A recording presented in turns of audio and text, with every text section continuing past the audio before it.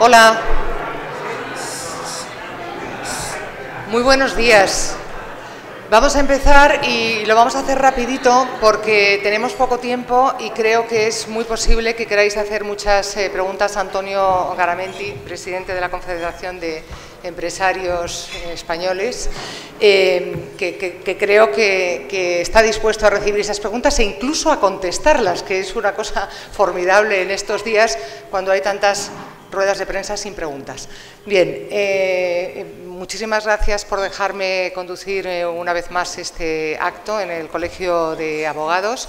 Yo le voy a pasar enseguida la palabra a José María Alonso, a vuestro decano, pero antes de eso quiero decir, para que lo sepáis, que estoy especialmente feliz de encontrarme hoy aquí porque tengo que agradecer muchas cosas a Antonio Garamendi, a quien conozco hace muchísimos años, no vamos a decir cuántos, Antonio, porque no corresponde, pero en el año 99 yo escribí un libro sobre empresarios que se llama Los elegidos de la fortuna, historia de empresarios, en el que hacía un pequeño ensayo de la figura del empresario desde la Edad Media hasta nuestros días y curiosamente descubría que esa figura no había cambiado prácticamente nada en lo esencial. Y luego hacía 19 entrevistas, iban a haber sido 20, pero la última era de un empresario muy amenazado por ETA, que en el último momento se retiró.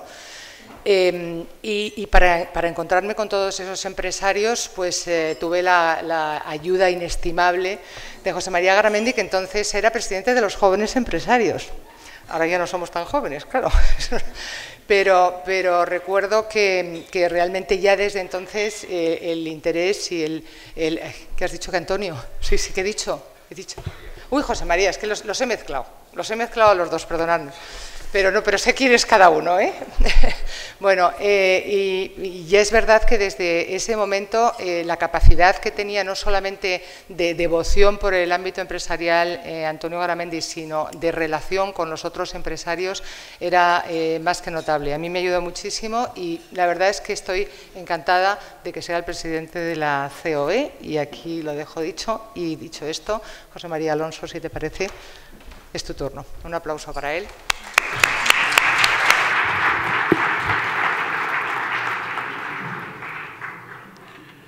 Muy buenos días, señora viceconsejera de Justicia, Interior y Víctimas de la Comunidad de Madrid, señora viceconsejera de Empleo de la Comunidad de Madrid, presidente del Colegio de Procuradores de España, señora juez decano de los Juzgados de Madrid, señor presidente de la Cámara de Comercio e Industria de Madrid, autoridades, compañeros, compañeras, amigos todos. Hoy tenemos la suerte de contar con Antonio Garamendi en este foro de justicia del Colegio de Abogados de Madrid, foro que hemos pretendido sea un referente en el funcionamiento de la sociedad civil en nuestra ciudad y en España en general. Desde el momento en que tuve la suerte de ser elegido decano del Colegio de Abogados de Madrid, colegio que engloba, no me canso de repetirlo, a 77.000 profesionales, y lo hace el colegio profesional más grande de Europa, es decir, por tanto, de cualquier profesión, siempre dije que los abogados teníamos que no solo jugar el papel de defensores del derecho de defensa y defensores del Estado de Derecho, cosa que en este momento adquiere una especialísima relevancia, sino que los abogados teníamos que jugar un papel también en la sociedad civil, el papel que nos merecemos, y por tanto ser un actor en la sociedad civil importante. Y sobre eso venimos trabajando los últimos 2 años en los que esta Junta de Gobierno está a cargo de este colegio. El papel de la abogacía tiene que ser, y es en relación con la empresa, absolutamente fundamental. Porque hoy tenemos la enorme suerte, además de que yo le agradezco extraordinariamente que haya venido aquí, porque me consta el lío que tiene y sobre todo que hoy es un día especial en la medida en que ayer tomó posesión el nuevo gobierno. Y tenemos la suerte de tener al máximo responsable del empresariado español. Y por tanto yo, Antonio Garamendi, a quien tengo un enorme respeto y un enorme cariño. Le agradezco especialmente que esté aquí. Yo digo que la abogacía tiene que jugar y juega un papel fundamental en el funcionamiento del sistema empresarial español. En primer lugar, tenemos que trabajar en la defensa de la seguridad jurídica. La seguridad jurídica como previsibilidad de las normas, como estabilidad de las normas, como previsibilidad de las decisiones judiciales y como garantía de la independencia judicial. La seguridad jurídica es determinante para que haya inversión, para que funcione la empresa. Yo he tenido la suerte de dirigir 2 grandes firmas de abogados y cuando cualquier inversor extranjero se planteaba invertir en España, lo primero que te planteaban eran cuestiones relacionadas con la seguridad jurídica. Y por consiguiente, cualquier movimiento que se haga que parezca que afecta a la seguridad jurídica, no solo tiene un impacto en el Estado de Derecho, sino tiene un impacto directo en la economía. Y en eso espero que nuestros gobernantes lo entiendan y lo apliquen. Los abogados, además, somos colaboradores en el buen funcionamiento de la empresa, en las asesorías jurídicas. Tenemos que saber decirle al empresario cuáles son los límites a partir de los cuales no puede pasar, pero tampoco podemos ser obstáculo para el desarrollo de su funcionamiento empresarial. Y eso es una labor muchas veces difícil, porque vas moviendo la línea, pero si no te mantienes en esa situación, lo que estás es perjudicando gravemente el funcionamiento de la empresa. Por tanto, los abogados somos colaboradores necesarios en el funcionamiento de la empresa. Y por eso cada vez los clientes exigen más, que los abogados no solo sepamos derecho, sino que conozcamos mejor la industria en la que trabajan nuestros clientes. Y por consiguiente que ya es habitual en las firmas grandes de abogados que haya áreas transversales divididas por tipos de industria, por tipos de empresa, porque hay que conocer de verdad la empresa, cómo funciona. Y luego los abogados somos actores en el mundo empresarial en la medida en que también somos empresarios. En este momento, conforme a estudios recientes, el impacto directo de los servicios jurídicos en la economía está aproximadamente entre el 1 y el 1,5% del PIB español, lo cual estamos hablando de una producción importante. Y tenemos que pensar en el potencial que España y sus servicios jurídicos tienen a la hora de la creación de empresa. El Reino Unido, que es sin duda el paradigma de buen funcionamiento de los sistemas jurídicos y los sistemas judiciales, los Ministerios de Justicia y Comercio elaboraron un informe bajo el título Plan para crecer promoviendo los servicios legales. En este informe los británicos decían con orgullo: la gente acude a nosotros porque sabe que encontrará un servicio de primera clase mundial, abogados altamente especializados y jueces expertos en tribunales especializados. La gente acude a nosotros porque entiende que una decisión de un tribunal británico está dotada de una garantía global de imparcialidad, integridad y fuerza ejecutiva. Y el informe apuntaba que el sector legal generaba en aquel momento, hace 8 años, 23.000 millones de libras o el 1,8% del Producto Interior Bruto británico. Pero además se planteaban que no podían estar en la complacencia, porque si bien es verdad que Londres se había convertido y se ha convertido en un centro mundial de servicios legales, tenían la competencia de Nueva York, Estocolmo, París, Ginebra, Dubái, Singapur y Hong Kong, entre otras muchas entidades.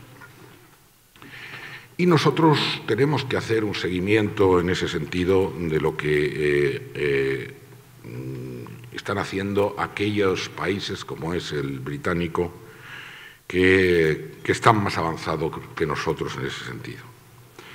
El sector jurídico español tiene una importancia enorme. Hemos sido capaces, además, de mantener firmas de abogados extraordinariamente grandes cuando en países como Francia, en países como Alemania, en países como Italia, las firmas locales prácticamente han desaparecido y han sido, de alguna manera, fagocitadas por las firmas anglosajonas. En este momento, en un estudio que hacía Expansión sobre las 50 firmas legales por ingresos, facturaban aproximadamente 1.835 millones de euros al año, y la plantilla total de abogados y abogadas de estas grandes firmas excedían los 10.000 abogados. Por tanto, estamos hablando de firmas que tienen estructuras absolutamente empresariales, que se organizan como empresas y que generan riqueza y que generan empleo. Y además tenemos que ser capaces de intentar, en fin, extendernos a ese mercado propio como es el nuestro, como es el mercado iberoamericano y, por supuesto, el mercado europeo.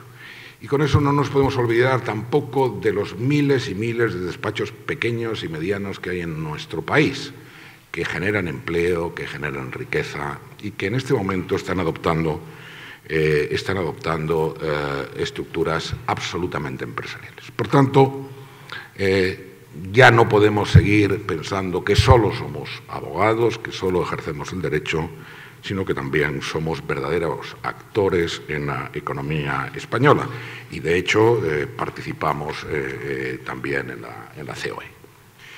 Bien, por este motivo, este foro, que es un foro absolutamente abierto, donde han pasado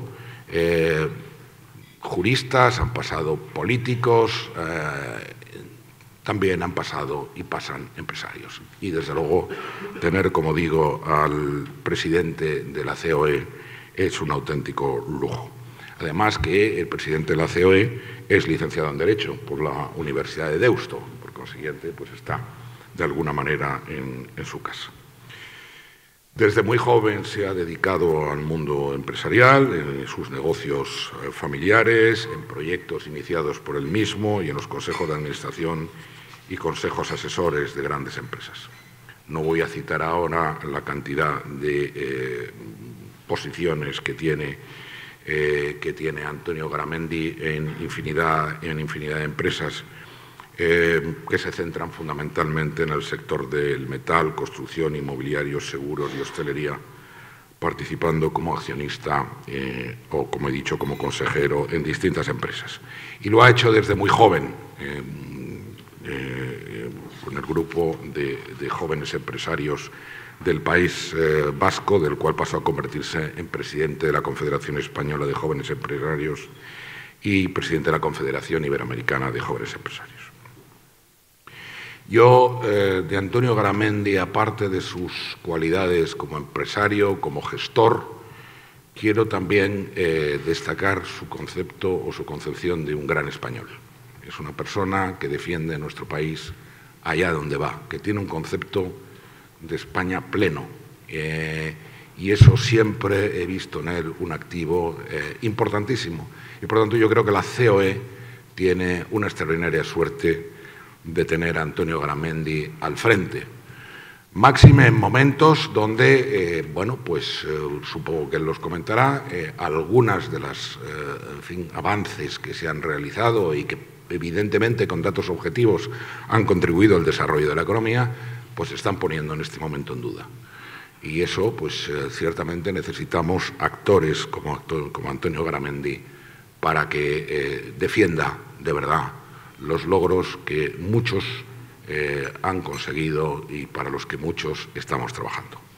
Nada más por mi parte, muchísimas gracias y, Marta, te cedo la palabra.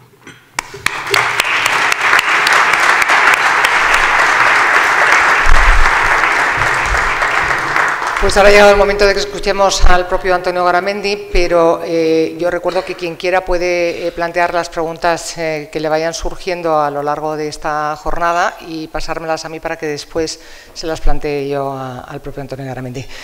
Tu turno, Antonio.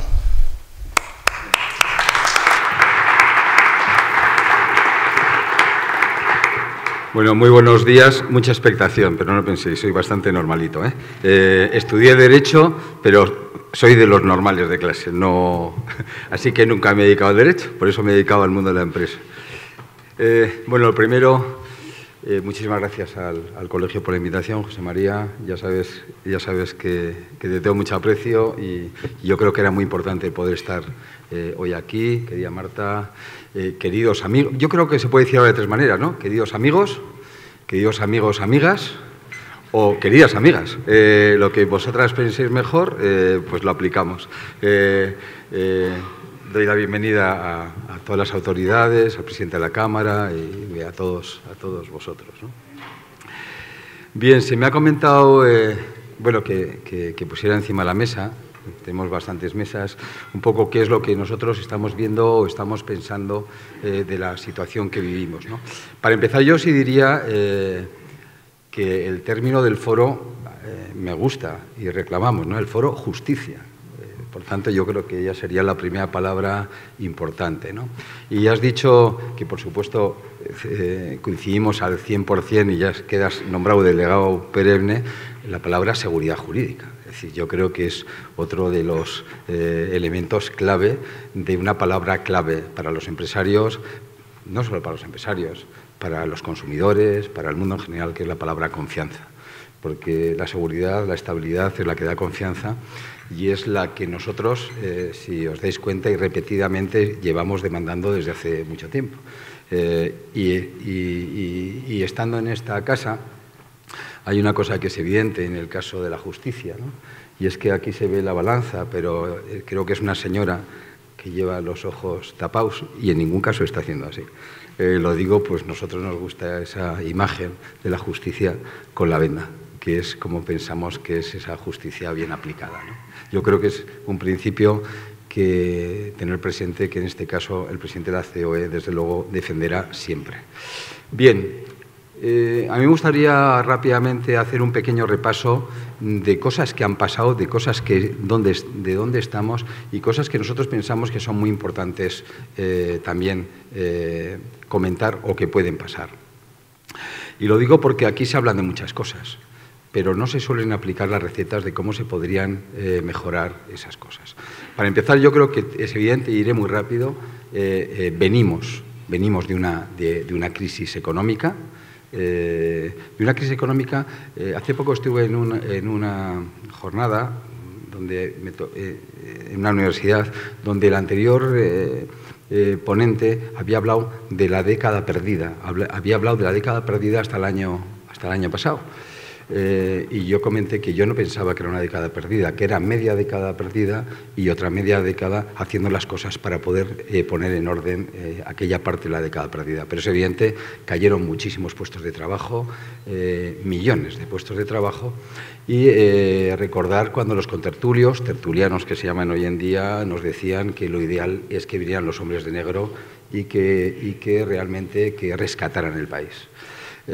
Yo recuerdo una reunión con empresarios portugueses, con los presidentes tanto de Portugal como de España, donde nos decían: vosotros no sois conscientes, vosotros estáis en el purgatorio, nosotros en el infierno. ¿Y por qué a esa frase y por qué hago referencia? Pues porque yo creo que un gobierno bastante serio tomó iniciativas que había que tomar. En vez de dejar que nos rescataran, en vez de dejar que nos vinieran los hombres de negro, tomó una serie de iniciativas. En estos momentos, yo también lo digo, nosotros pensamos que fueron buenas, hay gente que opina que no, pero como son la reforma financiera, que fue fundamental para rescatar no a la banca, y lo aclaro, sino a las cajas de ahorro dirigidas en muchos casos por la clase política, o como por ejemplo también la reforma laboral. La reforma laboral que ha sido clave no para destruir empleos, sino para que muchas empresas, especialmente, José María hablaba antes de abogados pequeños, medianos, sino que especialmente pymes no se destruyeran. En ese momento cerraron muchísimas pymes, cientos de miles de pequeñas y medianas empresas. Si no se hubieran tomado las medidas, las reformas que hubiera que habido de tomar, que fueron valientes, realmente esas pymes no estarían hoy, que por otro lado son en estos momentos las que crean y generan el empleo. Y por cierto, y lo digo sin nominar a nadie, mucha de la gente que dice hoy que no le gusta la reforma laboral o instituciones han utilizado la reforma laboral cuando las cosas le fueron mal. Por tanto, hablemos de lo que es la adaptación de las empresas en los tiempos malos, que no de la flexibilidad, que suena bastante mal. Pero bueno, y yo creo que hay un tema que es muy importante. Cayeron cientos de miles de empresas. Por cierto, me gustaría hacer una referencia a los empresarios cuando fracasan. Todo el mundo piensa que solo triunfamos, pero nadie se acuerda de los cientos de miles de empresarios que han fracasado, que ni tienen casa, ni tienen paro, ni tienen nada. Es decir, lo digo porque cuando se habla de la parte débil de la sociedad, yo me gustaría referirme a esta gente en general, pequeños y medianos empresarios, empresas familiares. La realidad es que en ese momento, recordar, la construcción se vino abajo. Y la construcción tenía prácticamente un 34% del PIB y en estos momentos puede tener un 22%. Y sin embargo, España ha estado creciendo por encima del 3% y sin embargo España ha estado creando más de 500.000 de empleos año a año. ¿Y por qué? Pues yo creo por un cambio radical de lo que es la estructura de la economía española, y ahí pongo en valor también de nuevo a los empresarios y empresarias que con las maletas les veis en los aeropuertos por todo el mundo. Y es que la clave ha sido la internacionalización de la empresa española, la modernización de la empresa a través de la internacionalización. Deciros que hace pocos años había 50.000 empresas en el exterior, ahora hay 200.000. Deciros que hemos pasado del 22 al 34% en la participación del PIB de la internacionalización de las empresas. Deciros que en porcentaje de participación le hemos superado a Reino Unido, le hemos superado a Francia, le hemos superado a Italia y estamos solo en ese porcentaje por detrás de Alemania. Y eso nos tiene que hacer pensar en algo que yo creo que es importante cuando hablamos de la globalización, ¿no? Y es el que eso significa que somos un país mucho más preparado, pero donde lo que pasa afuera nos afecta también dentro. Yo creo que es otra de las cosas importantes en estos momentos de España.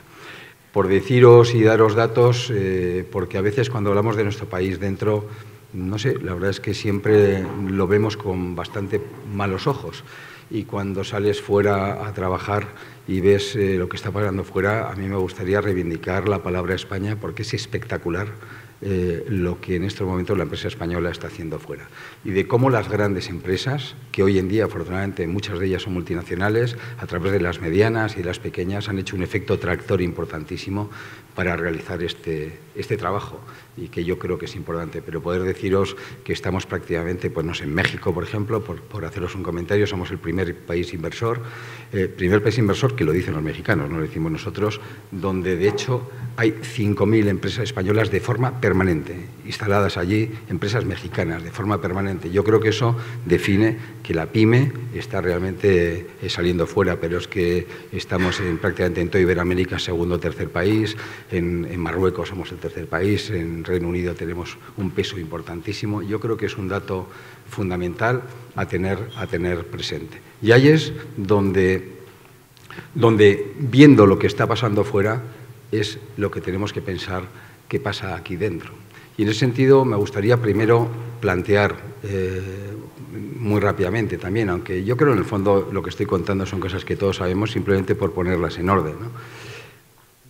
Primero me gustaría pensar cómo vemos el exterior y luego qué es lo que estamos viendo aquí dentro, ¿no?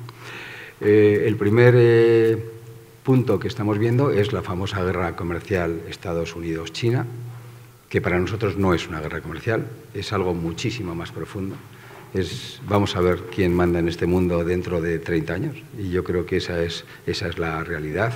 Es una guerra tecnológica muchísimo más potente que solo el pensar que unos aranceles arreglen una cosa y otra.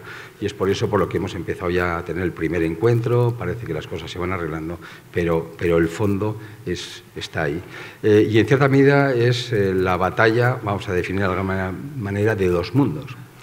Porque el otro día lo comentaba Javier Solana, en estos momentos hay un sistema en el mundo económico que es el capitalismo. Hay uno. Antes había dos, ahora hay uno. Lo que pasa ahora es que hay capitalismo occidental, liberal, democrático, y hay capitalismo no democrático. Pero los dos están en ese partido y es algo que tenemos que valorar y ver. Y como bien dice Josep Piqué, también, que yo creo que es otra persona muy prestigiosa y conoce muy bien estas cosas, apunta a otro tema importante, y es que recordar que había un libro hace años que se llamaba Cuando China despierte. Yo creo que China ha despertado, pero de la siesta. Es decir, comenta que siempre planteábamos, bueno, cuando despierte aplicarán las medidas de Occidente. Y Josep siempre dice, no, pero se ha demostrado que no, porque nosotros estamos en la cultura occidental, estamos en la cultura del cristianismo liberal, y ellos son Confucio, ellos son el orden de las cosas. Por tanto, estamos en dos mundos, pero con una misma economía, y ahí está. Tenemos nuestro propio problema en Europa, con una división importante. Vamos a ver qué pasa con el tema del Brexit. Especialmente a España nos afecta de una forma muy importante. De los 82 millones de visitantes que vienen a España, 18 millones de personas son británicos. La cifra de británicos que viven en España son 300.000, pero no son 300.000. Hace poco el embajador que acaba de salir me decía que eran 400.000. Todos conocéis que prácticamente todas las grandes empresas españolas, todos los grupos empresariales españoles están en Reino Unido en todos los sectores, que yo creo que es otra cosa muy importante. Tenemos en Europa el problema de Italia, yo creo que es otro problema fundamental. Hablaré luego de nuestro déficit, pero con un déficit más que elevado, pero sobre todo con la política negando cualquier tipo de trabajo con la Comisión o incluso con lo que sería la parte de la Unión Bancaria, que es otro problema. Tenemos a nuestros dos principales clientes, que son Francia, Alemania, Alemania-Francia, pues en una desaceleración, por tanto nos afecta también a nuestra economía. Tenemos los problemas que en este momento estamos valorando y viendo en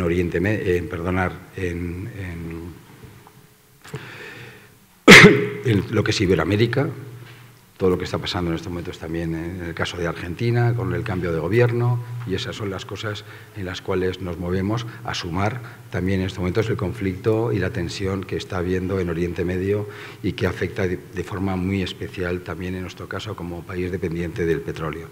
Porque la realidad es que cuando hemos dicho que todo iba bien, es verdad, porque también iba bien porque pasaban cosas fuera. Y pasaban cosas fuera como que la economía mundial crecía al 4%, ya este año ya se va a hablar del 3%, porque el petróleo estaba en unos precios más que razonables, en estos momentos no lo van a estar. España, yo siempre lo digo, España consume 1.300.000 barriles de petróleo al día. Si lo multiplicamos por 365 y lo multiplicamos, acordaros cuando estaba en 100, la factura pues sale unos 45.000 millones. Cuando estaba en 50, pues después no digo te ahorrarás la mitad, pero sí del orden de 17.000. En estos momentos, y con las tensiones que hay, pues ya hemos rozado los 70, cuando realmente el precio en el que nosotros nos estábamos moviendo era 60, ¿no? Y por último, también hemos tenido otra persona. Cuando se nombra gente con apellidos raros, al principio nunca nos acordamos de ellos, pero cuando se van sabemos todos y soñamos con ellos. Creo que a todos nos suena la palabra Draghi, ¿no? Y es que los tipos de interés realmente, por denominarlos de alguna manera tipos, han facilitado el que, pues que estas economías hayan podido ser expansivas. Y me refiero en este caso a los tipos de interés porque a nosotros hay algo, ya vengo a casa, hay algo que nos preocupa de forma muy importante, que es la deuda. Y digo la deuda española. Y digo la deuda española y la gestión de la deuda. Porque aquí hablamos del déficit, que voy a hablar ahora, pero no nos olvidemos de lo que debemos, que es prácticamente el 100% del PIB. Y hay otro dato que yo creo que hay que tener muy presente, y es que somos el segundo país del mundo con, vamos a decirlo, dependientes de más deuda exterior. El primero es Estados Unidos y luego somos nosotros. Lo que significa que yo creo que también hay que decirlo con mucha claridad, que hay que pagarla. Antes, después, de alguna manera, pero eso que algunos piensen que esto no pasa nada, como en el fútbol, puntapié y balón para adelante, eso dura un rato, pero la realidad es que la deuda hay que pagarla porque eso es lo que genera confianza, como bien decía José María también, cuando también los inversores extranjeros vienen aquí. Y ahí es donde nos preocupa cuando estamos viendo, todavía, se acaba de conformar el gobierno, nosotros hemos dado la bienvenida al gobierno, porque es lo que tenemos que hacer. Gobierno, y lo digo con claridad, porque yo creo que también tenemos que deshinchar un poco el globo. gobierno que nos puede gustar a unos más, a otros menos, pero gobierno que es legítimo y que, bueno, que va a empezar a proponer sus temas, bueno, y ahora a medida que lo vaya haciendo lo veremos, ¿no? Pero sí es cierto que en el acuerdo de gobierno pues hemos visto algunos de los temas que realmente nos preocupan.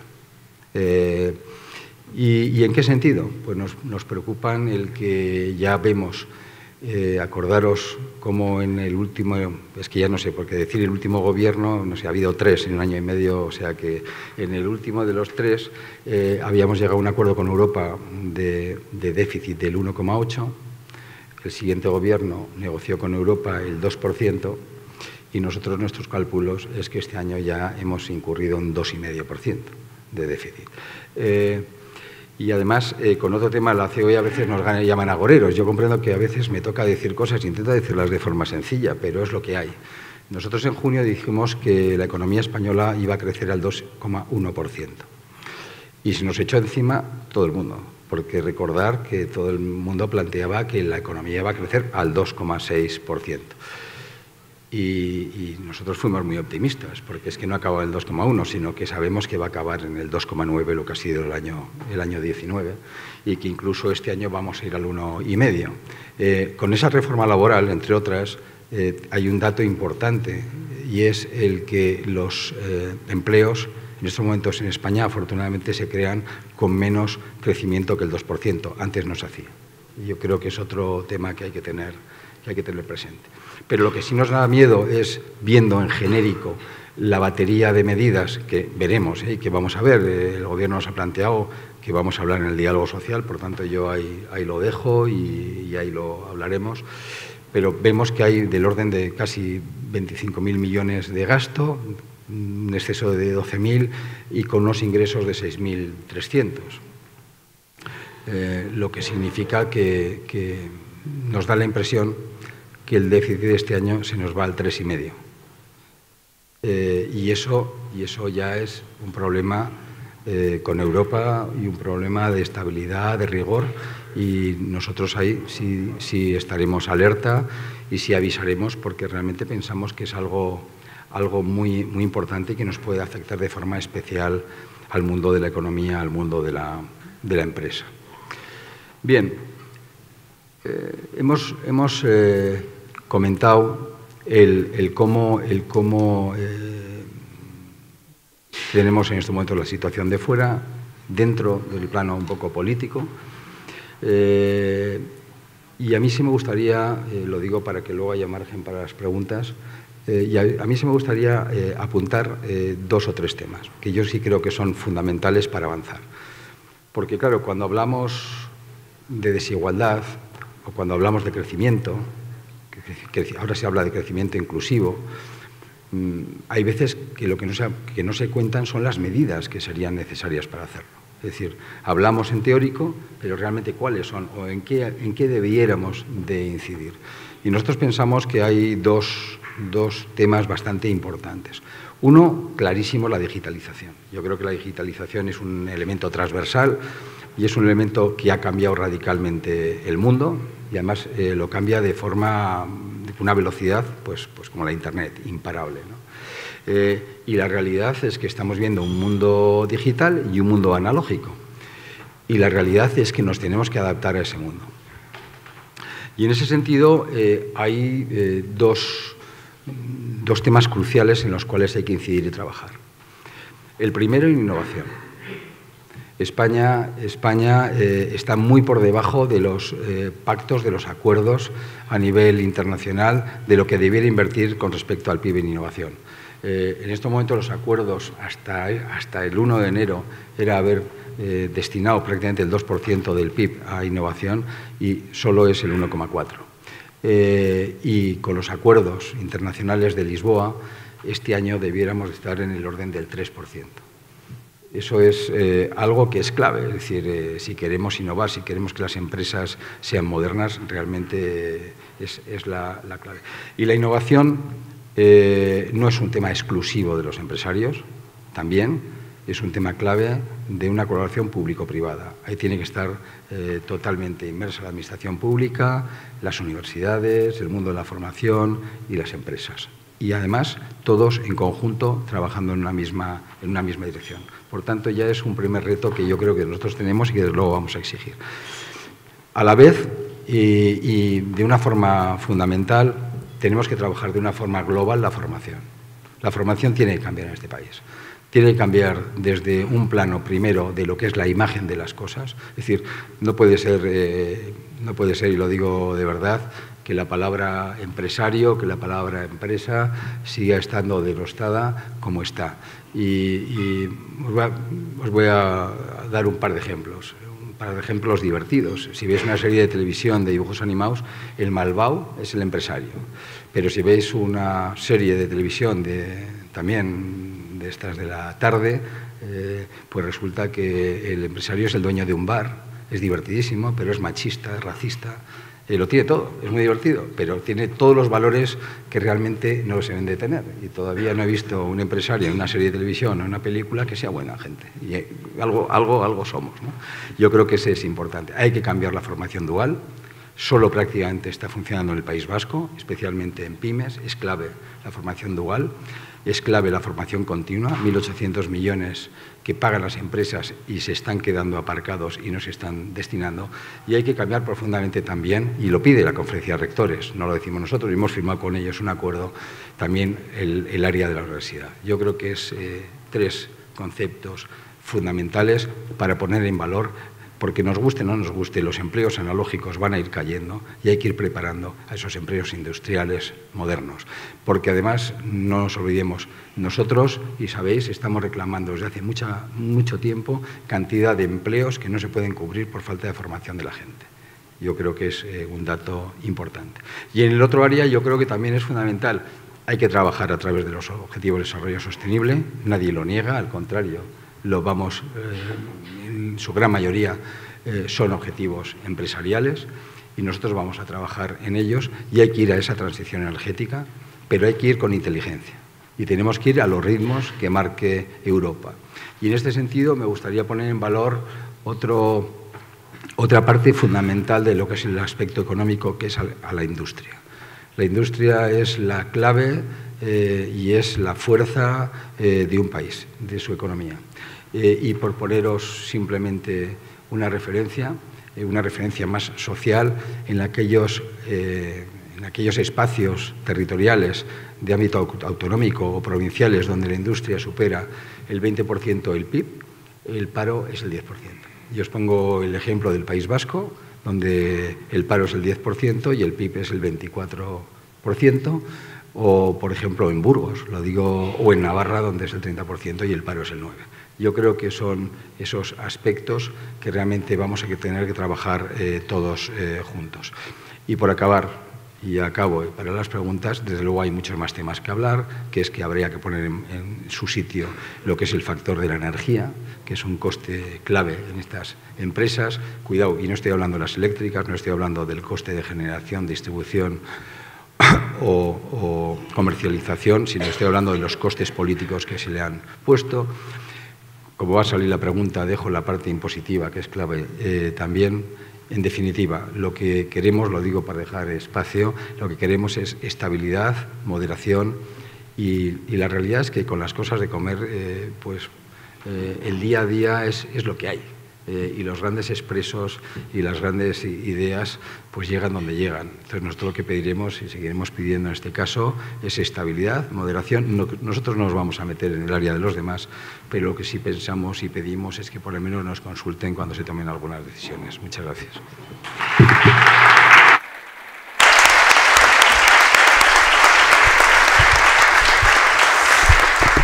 Bueno, tenemos muchísimas preguntas y en muchas de ellas se recogen 2 aspectos de preocupación en general en toda la sala. Una referida a la reforma laboral, si se va a derogar o no, después de las declaraciones de la ministra de Trabajo, y la otra es referida al salario mínimo interprofesional, si se está hablando con los sindicatos, si hay algún acuerdo, cuáles son las previsiones. Se repiten estas preguntas en las fichas de muchas personas, con lo cual hay un interés excepcional en estos 2 asuntos. Bien, bueno, ayer era el día de los fuegos de artificio, por tanto yo creo que era el día de celebración Y bueno, pues a mí los discursos, bueno, pues yo creo que eran discursos de apertura y los entiendo así, ¿no? A ver, con respecto a la reforma laboral, bueno, yo he dicho la opinión y creo que la he dicho clarísima, la puedo decir más alta, más de un tipo o de otra, pero no lo puedo decir de otra manera, ¿no? La reforma laboral, bueno, para aclararlo, y muchos de vosotros además sabéis mucho más que yo, y estoy viendo aquí a algunos muy especialistas además en el derecho laboral, yo creo que desde comienza la democracia no sé si ha habido 30 o 40 reformas laborales. Esa es la primera. Por tanto, que había la reforma laboral así en genérico, pues bueno, pues nos deja como nos deja. En segundo lugar, ha habido un término que es, ayer mismo la ministra lo ha dicho, ¿no? Pero es, vamos a quitar entera la reforma laboral. Bueno, creo que eso es prácticamente imposible. Digo imposible porque a ver cómo lo haces de golpe, es decir, son normas de todo tipo, o sea, yo no creo que sea tan sencillo anular de golpe la reforma laboral. Acordaros que de ahí pasamos a, vamos a derogar los aspectos más lesivos de la reforma laboral, era el siguiente término, pero yo todavía no he oído exactamente cuáles son, los oigo, pero realmente no se han planteado, y a la vez se ha planteado, pero vamos a llamar a la mesa de diálogo social para hablar de este tema. Por tanto, lo digo para no ir con posiciones que a mí no me gusta que los demás vayan con posiciones ya preconcebidas. Nosotros vamos con un espíritu totalmente abierto en este sentido, ¿no? ¿Que se pueden mirar cosas? Pues sí, claro que se pueden mirar cosas, todo es mejorable. Ahora, como realmente lo que hagamos es quitar el espacio, y voy a decir el término, de adaptación de las compañías a las circunstancias, pues bueno, pues lógicamente este país creará menos empleo. Yo creo que eso es así. Y nosotros honestamente lo diremos, porque además yo hoy quiero aclarar una cosa también, ¿no? Cuando nosotros hablamos, no lo hablamos para fastidiar. Porque es que parece que cada vez que decimos algo es el no, es no. Y tal. No, es que lo decimos porque pensamos que es malo para el país. Lo decimos honestamente. Yo siempre digo que nosotros trabajamos con independencia, con sentido de Estado, o lo intentamos, que es querer a nuestro país e intentar decir las cosas, y por eso es importante, y con lealtad institucional, que es donde queremos jugar el partido. Por tanto, nosotros en estos momentos iremos a la mesa de diálogo social, plantearemos las cosas, y mi opinión es que eso de cambiar de golpe y todo, pues yo creo que no va a ser muy fácil. Con respecto al salario mínimo, a ver, con el salario mínimo también se está montando una serie de mantras que sinceramente yo creo que son un error. Para empezar, yo creo que nos hemos quejado profundamente, sobre todo por las formas además, como el año pasado, sin consultar, una firma en Moncloa del presidente del gobierno con un partido político subió el salario mínimo el 22%, que se dice de tirón, fácil y rápido. Lo primero que me gustaría plantear es que un montón de gente que no es empresario se dio cuenta que era empresario, porque claro, las chicas de servicio no son chicas o chicos de servicio, no son a gestión de los empresarios, porque en general a la gente que yo represento en estas cosas está bastante por encima de los salarios mínimos en general, y por otro lado dio de golpe, de una forma brutal, al campo. Y de hecho son datos de la Seguridad Social de cómo 15.000 gente del servicio del hogar ha caído de lo que es los efectos de la Seguridad Social, y más de 45.000 personas del campo. Bien, y no voy a decir que se ha admitido, pero casi se ha dicho, bueno, ha pasado la economía sumergida, pero bueno, pero sin embargo a otra gente le va mejor. Hombre, el gran drama de España es la economía sumergida, que luego si hay alguna pregunta de impuestos lo diré, y si no me la haces. No, es que es la clave, la economía sumergida. Entonces, claro, que desde el gobierno por primera vez en la vida te digan, no pasa nada, pero han pasado la economía sumergida, a mí me parece un auténtico drama.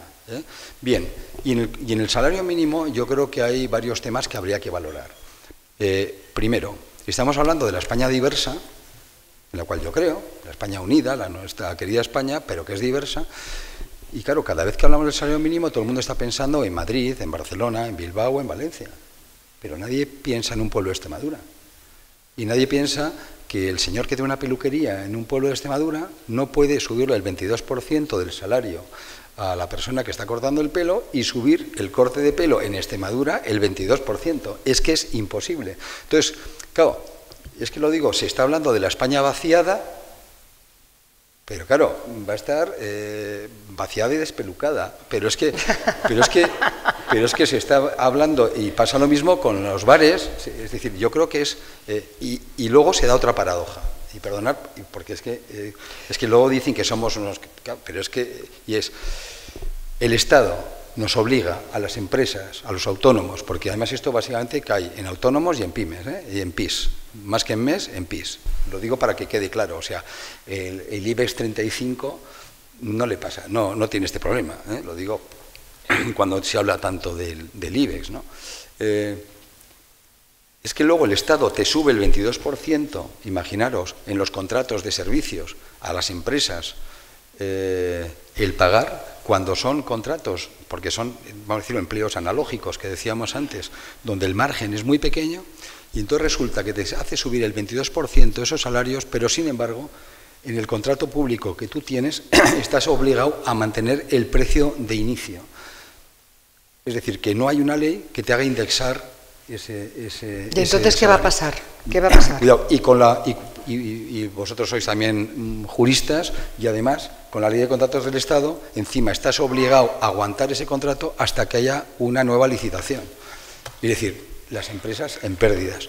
Hombre, tiene su gracia que es, hazlo tú, que eres el privado, que yo me encargo de que mis cuentas del ayuntamiento, de la diputación, del no sé cuánto, incluso del Estado, o de empresas públicas, resulta que yo soy muy social, pero sin embargo tú eres el que realmente estás pagando lo social porque te estoy hundiendo.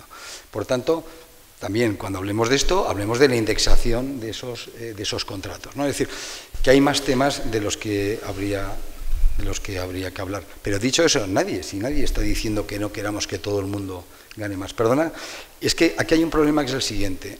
Estamos en un debate donde alguna parte, con una frase, lo tiene todo dicho, y yo para contestar humildemente a esa frase necesito 10 minutos. Lo digo porque es que si yo no explico esto que acabo de decir, pues parece que soy un cafre. Perdonad que os lo diga así de claro, y va a pasar en prácticamente todo.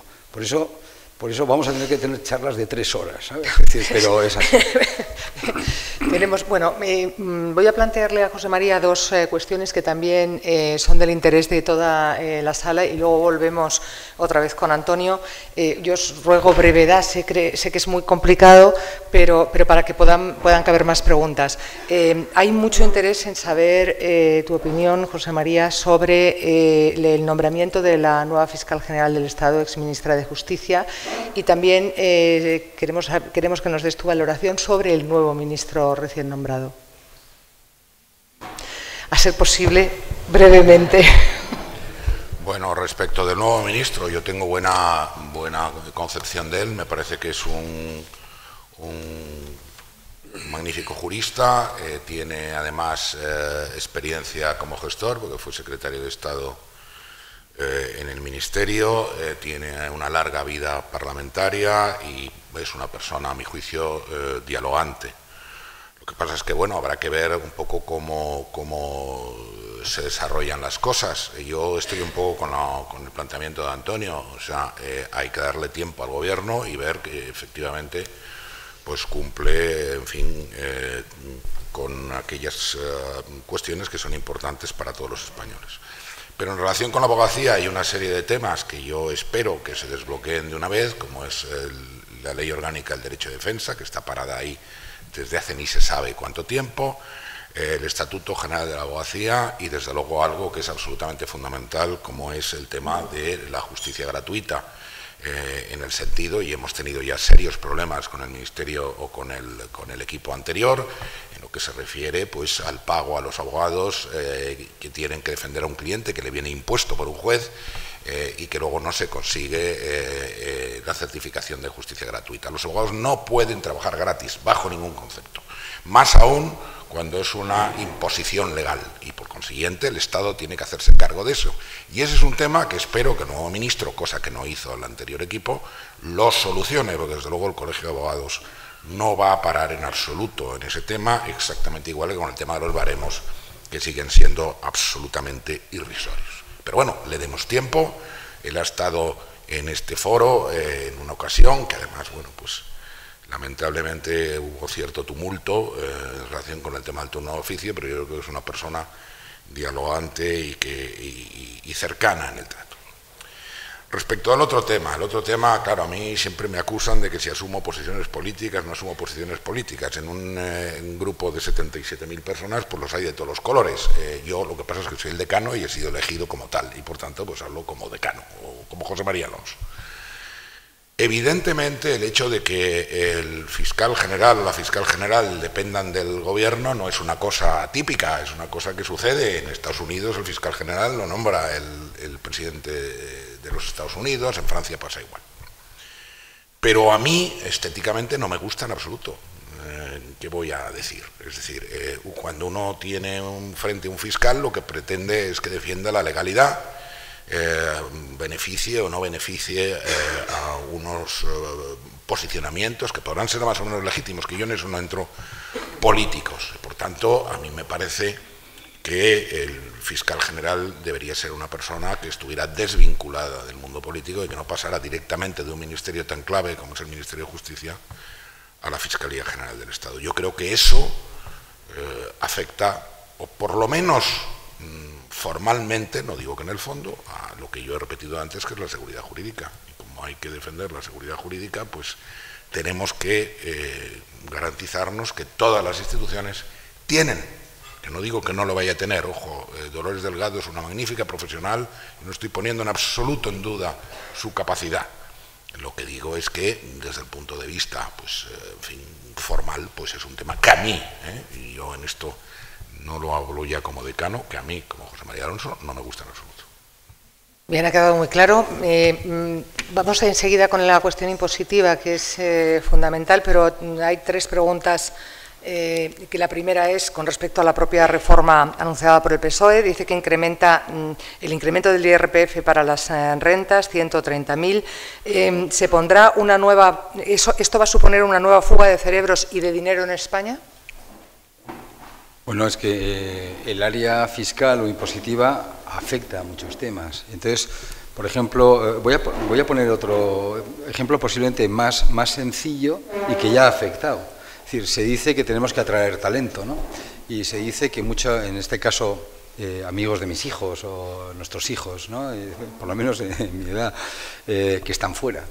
Pero claro, a la vez que te dicen que se traiga el talento, por ejemplo, el año pasado, aquellos salarios, en el momento que fueran 45.000 euros, se les subió las cotizaciones sociales el 30%. Es decir, de tirón, el coste de la empresa pues fue prácticamente un 7% superior a lo que hubiera sido de una forma normal. Y yo siempre hablo del efecto Ronaldo. Y lo digo para que me entendáis, es decir, si yo por lo menos en el caso de mis hijos, cuando les pregunto cuánto ganas, te dicen el neto. Claro. Lo que le cuesta a la empresa o no le cueste es algo que no le interesa, como no le interesa absolutamente a nadie. Y es muy difícil atraer talento, efectivamente. En el caso que tú me decías, todavía más, ¿no?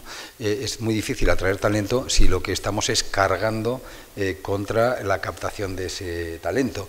Y en ese sentido, pues en la misma línea va el impuesto de patrimonio, va el impuesto de sucesiones a la hora de lo que es el tema del ahorro o de que una empresa o que una familia quiera ahorrar. Es decir, son todas esas trabas que se ponen para desmotivar a la gente. Y los tipos, bueno, por ejemplo, hay una paradoja, se habla de que van a bajar los tipos de las pymes, ¿no? Y dicen que van a bajar 2 puntos los tipos de las pymes, son 230 millones. La medida, vista así, dices, bueno, pues está muy bien, ¿no? Pero claro, es que van a subir 4 puntos los tipos a la hora de cobrar los dividendos de las pymes. Y yo me pregunto, ¿y quiénes son los propietarios de las pymes? Pues claro, si yo soy el propietario de la pyme, me descuentas dos puntos en lo que es fiscalmente la parte de la empresa, pero me subes 4 cada vez que vaya a cobrar los dividendos, realmente creo que me está saliendo bastante mal la ecuación. Es decir, lo digo que pensemos que la actividad privada también parte de una palabra que es de éxito, pero también de fracaso y en cualquier caso de esfuerzo. Y yo creo que el esfuerzo también se merece el que no se le castigue en exceso. De todas formas, como estábamos en el tema fiscal, el tema fiscal es uno de los temas más peligrosos y de hecho en estos momentos José María también al comienzo decía, sobre todo cuando los grandes grupos, en este caso ya no solo empresariales extranjeros sino también españoles, preguntan qué es lo que va a pasar. Claro, que 1.700 millones de euros vayan a venir como consecuencia de la doble tributación, por lo que ya las empresas están pagando fuera, puede hacer deslocalizar empresas. Por cierto, en el tema del IRPF, hay otros países que están a lo nuestro, es Italia, es Portugal y tal, donde justamente se está jugando el efecto contrario para que los directivos quieran ir. Los directivos quieren ver un campo de golf, los directivos quieren ver una ciudad amable, Madrid, por ejemplo, lo es, Barcelona lo es, o sea, España es una maravilla, pero como los tipos del impuesto sobre la renta, etcétera, etcétera, no sean agradables, esa gente no va a querer venir aquí, va a otros espacios, ¿no? Estamos viendo, o sea, es decir, yo creo que, por ejemplo, 800 millones largos es con respecto a lo que es la retribución de dividendos, es decir, bueno, las operaciones, ¿cómo le llaman? Las financieras, donde yo siempre lo digo, cuando se habla del IBEX, una parte también del IBEX son los ciudadanos españoles que tienen acciones del IBEX, que no hay que tener muchas ni pocas, o estás en un fondo que también tiene esas acciones. Bueno, pues cada vez que vaya a haber una operación, pues son 800 millones de gastos. Y en cualquier caso, el problema real, que es al que no se quiere entrar, es, a ver, hay un mantra, y yo lo estoy repitiendo, nosotros hemos hecho un estudio en la Tax Foundation de Estados Unidos, a través de estudios económicos, hablando de fiscalidad. Y la realidad, y es el mantra, se dice que en España hay una presión fiscal mucho menor que en el resto de Europa, y es falso. Y es falso porque esto es tan fácil como simplemente poner los impuestos que se pagan y dividirlos entre el número de españoles que los pagan. No, que los pagan no, que entre el número de españoles. Bien, entonces, si es así, efectivamente sale que hay una presión fiscal menor. Claro, el problema es que en Europa la economía sumergida está en el orden del 13% y en España es el 24%. Es decir, claro, aquí el problema es que hay un 24% de personas que no pagan. Y lo que hay que hacer, y eso sí el Estado tiene que ponerse, y nosotros queremos ir al frente de la manifestación, porque aparte eso es dumping en vena a la gente que lo hace bien. Pues yo creo que eso es lo que hay que atacar, porque si realmente fuera así, prácticamente ese gap son casi 100.000 millones de euros de impuestos. Es decir, yo no digo que se lograra todo, pero claro, ese es el problema de España. No cobrar más a los que ya pagan o recaudar más de los que más pagan, sino que paguen los que no pagan. Que yo creo que, y creo que estoy reclamando algo socialmente, vamos, indiscutible. Y con una fiscalidad tan compleja como la que hay en España, que cualquier pequeño empresario, por ejemplo, no puede hacerse solo las declaraciones, siempre necesita de alguien que le asesore, ¿no se debería reclamar también la responsabilidad de ese asesor fiscal en cuestiones, pues eso, de las declaraciones de renta y todas estas cosas? Porque luego, si no, es que si no, luego hay muchas veces que lo que hace el fiscal... Claro, había una película española de Berlanga, creo que es la única, que se llaman Todos a la cárcel, ¿sabes? Sí. Nos van a meter a todos. Es decir, oiga, yo monto normas que no las entiende y le culpo al empresario, al que me ayuda, al otro que me ayuda. No, pongan normas claras, que tengan un camino, que podamos entender todos y las haremos. Es decir, si una pyme tiene problemas para entender su declaración, realmente es que está mal hecha. Es decir, que está mal hecha la ley. Es decir, por sí, tanto, pero siempre tienen un fiscalista, ¿no? Todas las pymes. Bueno, es que claro, es que con las cosas que vienen es fundamental. Además, ¿yo qué voy a decir en esta santa casa que no es necesario? No, pero yo ahí, Marta, tengo que saltar. Salta. O sea, aquí echar la culpa al abogado fiscalista en absoluto. O sea, el abogado fiscalista puede incidir en fin, en una conducta ilícita, pero si no, en fin, simplemente se limita a ejercer su trabajo, y esto no puede ser un pim pam pum de que yo no sabía nada y que la culpa la tiene el asesor fiscal en absoluto. Contra eso estamos luchando, porque es verdad que además en la agencia tributaria hay una especie de tendencia a extender las responsabilidades al asesor, y ahí desde luego no lo van a tener enfrente. Bueno, yo creo que además hay otro tema que habría que valorar, y es que en otros temas del derecho realmente, bueno, pues puedes defenderte o no defenderte. Aquí o pagas esto o voy con el doble o con el triple o con el cuádruple y te meto en lo penal. Lo digo porque creo que no tengo que decir mucho más y sabéis de lo que estoy hablando. Es decir, no voy a decir la palabra chantaje, pero bueno, no, yo no la he dicho. Vale. Bueno, vamos a continuar con el tamaño de las empresas, las micropymes, que hay quien piensa que puede ser uno de las razones de la tasa de desempleo española. ¿Es preciso promocionar su concentración? Bueno, las pymes crean el 65% de los empleos en España. Lo que hay que hacer es no ponerles pegas, dejarles que trabajen en orden.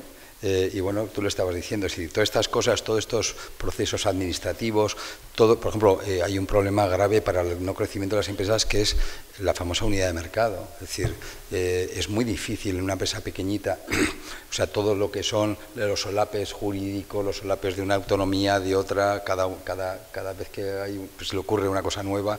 Entonces, todo eso yo creo que son cosas que hay que poner en orden, ¿no? Es verdad que en España todavía tenemos que aprender también a unirnos, a ir creciendo con más socios, pero yo creo que lo que hay que hacer es, a ver, fijaros también lo que se da. Estamos hablando de las pymes que tienen que crecer, pero en cuanto crecen les quieren zurrar.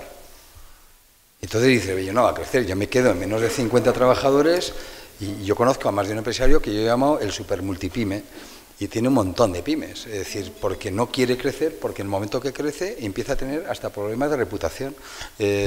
Por tanto, es que estamos en una pescadilla que se muerde la cola, ¿no? Es decir, yo creo que fijaros lo que pasa con la gran empresa española.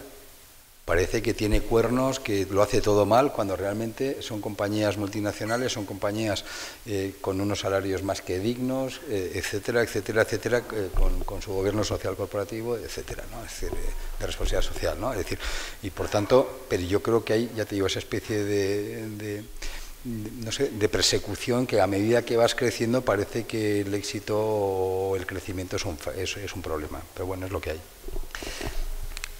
¿Cómo se va a fortalecer desde el COE el incipiente nacimiento del Centro Internacional de Arbitraje de Madrid, el CIAM, donde nuestro ICAM es socio estratégico? Lo pregunta Nazaret Romero, que es la presidenta de la sección. Pues yo entiendo que yo quiero que ahí está, esos en general lo llevan las cámaras, ¿no? Por tanto, bueno, nosotros, yo conozco bien lo que es el arbitraje en Bilbao, lleva muchos años. Y yo creo que cuando las partes acuerdan ir al arbitraje, realmente es una gran solución. Es decir, y una corte de arbitraje bien montada soluciona muchos temas, acorta plazos. Yo creo que bueno, lo que tenemos que hacer los empresarios, yo creo que es apoyar siempre soluciones, ¿no? En este caso de conflicto, diferentes a tener que ir al juzgado. Y también digo, y creo que lo público nos lo debería de agradecer. Hablemos de dos palabras que están permanentemente en la conversación. Uno, las pensiones, y otra, la sostenibilidad. Has mostrado preocupación por el tema de las pensiones y son muchas las personas que piensan que no van a ser sostenibles. Bueno, la palabra sostenibilidad es una de las palabras que va a estar en la RAE cuando vean el año que viene palabra sostenibilidad, es una de ellas, ¿no? A ver, las pensiones es un pacto de Estado. Yo creo que es algo, y lo digo así como titular, que es lo más importante. Esto no es un tema que lo tiene que arreglar un gobierno, ni lo arreglan 2 ni 3. Esto es el Pacto de Toledo, donde la gente se tiene que sentar, donde nosotros participamos también, pero donde todo el mundo tiene que sentarse y con muchísima responsabilidad tiene que mirar de dónde venimos, dónde estamos, qué queremos y cómo se puede hacer. Porque está muy bien decir queremos que esto sea así y nosotros no decimos que no, pero lo que hay que saber es cómo podemos hacerlo, porque dicen, bueno, ya lo haremos. No, habrá que ver cómo se hace. Por tanto, lo primero que yo creo que es fundamental es que se vuelva a convocar la mesa del Pacto de Toledo. Por cierto, el Pacto de Toledo saltó por los aires después de la primera, esta segunda, de la primera legislatura, y lo saltó Podemos. Por tanto, yo espero que ahora que está en el Gobierno convoque ese Pacto de Toledo. El tema de las pensiones es un tema clave en este país, y la realidad es que hasta ahora se hablaba de un factor de sostenibilidad, pero también es verdad que ese factor de sostenibilidad está, vamos a decirlo, derogado o está, vamos a decirlo, en suspenso hasta el año 23. Por tanto, hay margen para trabajar cómo y de qué manera se puede ver estas cosas. Y luego hay que ver si hay temas que están en las pensiones o en la seguridad social que se pueden sacar del efecto de las pensiones. Es decir, yo creo que hay infinitos temas, pero yo lo que sí llamaría es a la responsabilidad de todos. Es que tiene que ser de todos los partidos políticos, porque si no, esto no lo arreglamos. Y esto es posiblemente el principal problema que tenemos y de los principales elementos de gasto que podemos llegar a tener, y a la vez tenemos que ser conscientes, y nadie está discutiendo, lo digo para que quede claro, que no queremos vamos a decirlo, un estado de bienestar, que es por otro lado el estado que nos hemos dado en la Constitución, ¿no? Nosotros vamos a participar en el pacto, en la mesa del Pacto de Toledo cuando se los convoque, siempre hemos estado, pero nosotros insistimos, hablamos qué es lo que ha pasado, dónde estamos, yo creo que es fundamental, qué es lo que queremos, y nosotros lo que queremos saber es qué es lo que hay que hacer para conseguir lo que queremos, porque de eso último se habla poco. Ya que han salido los políticos y ha salido Podemos, ¿qué políticas económicas de las pactadas entre Sánchez e Iglesias preocupan más a los empresarios? Vamos a ver, es que tenemos un gobierno con distintos ministerios. El propio decano ha hablado también pues, del propio ministerio que os puede afectar, y hay un ministro competente, hay ministros que son competentes, o ministras también que son competentes. Va a depender de cómo vaya evolucionando este gobierno, y yo ahí preferiría, de verdad, lo mismo decía José María antes, ir, vamos a decirlo, comentando los temas a medida que, o sea, yo no estoy para ir al Parlamento, y además nosotros no nos presentamos a las elecciones, por tanto no tengo necesidad de decir si me gusta o no me gusta. Yo creo que mi obligación en este caso es trabajar institucionalmente y con lealtad con el que toque, plantear los temas que tengamos que decir, y lo que sí os prometo es que cuando no nos gusten o cuando pensemos que hay que hacerlo de alguna otra manera, lo vamos a decir. Pero yo creo que en estos momentos, bueno, dentro de 2 horas tengo una comida que creo que ya ha sido el Consejo de Ministros, igual me preguntan por algo, pero es que ahora de momento ni sabemos, bueno, igual ahora empezamos a saber durante el Consejo qué es lo que están decidiendo, pero de momento no sabemos absolutamente nada. Esperemos que no lo sepamos antes de tiempo, ¿no? Por tanto no tengo nada que decir, insisto, hasta que veamos exactamente por dónde van las cosas, ¿no? Pues precisamente me estaban pasando una pregunta en la que me decían que qué mensaje podías plantear precisamente al presidente del Gobierno de cara a esta legislatura. Pues el mensaje que le hemos planteado en todo momento, que es estabilidad y moderación. Se dice muy fácil, eso significa rigor presupuestario, significa ortodoxia económica, que es la que nos van a dar la confianza para que este país siga avanzando como se lo merece. Y me quedo ahí. Estamos tranquilos con respecto a lo primero que ha mencionado José María Alonso, que es la seguridad jurídica. Bueno, si no, os llamo. A ver, yo creo que España tiene que lanzar un mensaje muy potente de la división de poderes. Y lo digo como ciudadano, ya no lo digo como presidente de la COE. Es decir, yo creo que lo que hemos estudiado, ¿no?, del legislativo, el ejecutivo y el judicial, yo creo que es un derecho que tenemos los ciudadanos a reclamar, y no solo de hecho, sino de imagen. Y yo creo que eso es parte de la grandeza de que un país luego pueda ir con la cabeza muy alta. Entonces yo creo que todo lo que signifique que parezca que se mezclan unos y otros poderes, yo creo que eso no es bueno. Por tanto, Yo reclamaría eso, pero como ciudadano. Diría que cómo influye en todo esto Cataluña, pero tenemos muy poco tiempo porque estemos acabando ya. Bueno, Cataluña es una parte importantísima de España. Yo creo que las empresas catalanas, que son extraordinarias, no se merecen lo que están viviendo. Nosotros siempre hemos defendido esa unidad de España y la ley, la Constitución, y entonces nosotros todo lo que esté dentro de la Constitución, dentro de la ley, pues poco tendremos que decir. Pero lo que sí es una realidad es que es un dato que es el que hay que medir aquí.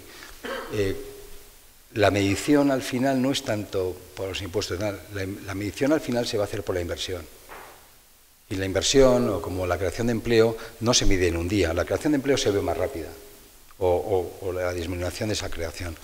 Pero la inversión se ve mucho más lenta y son los datos que yo creo que hay que mirar. Es decir, el drama de Cataluña, que yo creo que es el que hay que volver a recuperar, es que era el 21% del PIB en España y ahora es el 19%. Y el dato es que las empresas no tenemos ruedas y no nos vamos mañana de un sitio a otro.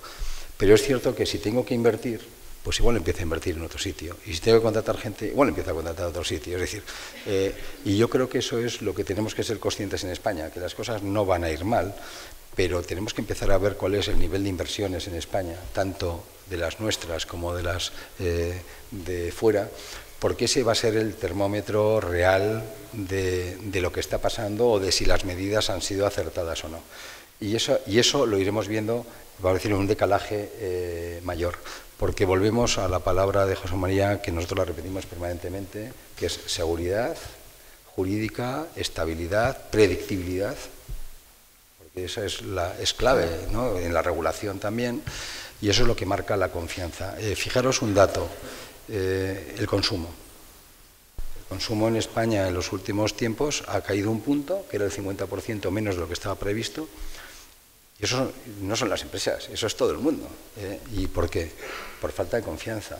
No sé qué pasa, hay una indefinición, voy a ahorrar por si acaso. Por tanto, también es verdad que haya un gobierno es bueno, porque también que estemos no sé cuántos años. Hemos tenido, yo no sé cuántas elecciones, este año hemos tenido 5 elecciones, ya ni me acuerdo, es decir, pero es que al gobierno de España 2.